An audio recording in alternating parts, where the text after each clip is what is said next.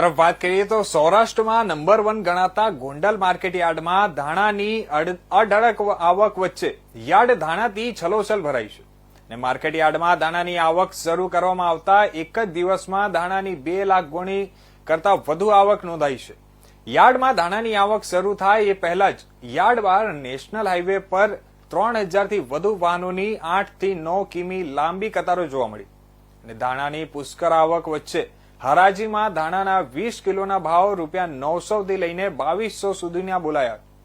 યાર્ડમાં ધાણાની સૌરાષ્ટ્રભરના જિલ્લાઓથી અઢળક આવક વચ્ચે માર્કેટ ધાણાથી છલોછલ ભરાયો છે અને માર્કેટ યાર્ડ દ્વારા બીજી જાહેર કરવામાં ન આવે ત્યાં સુધી યાર્ડમાં ધાણાની આવક બંધ કરવામાં આવી છે।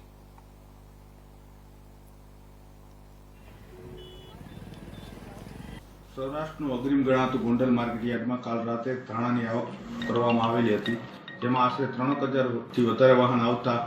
આશરે 2 લાખ ઉપર ધાણાની આવક થવા પામી હતી અને જે ધાણા ગીર સોમનાથ, જુનાગઢ, પોરબંદર, કુતિયાણાથી ખેડૂતો લઈને આવેલા અને ખેડૂતોને સારા ભાવ મળી રહેલ છે। જ્યાં સુધી બીજી જાહેરાત ન થાય ત્યાં સુધી ધાણા લઈ આવવું નહીં, એ ગોંડલ માર્કેટયાર્ડની યાદી જણાવે છે।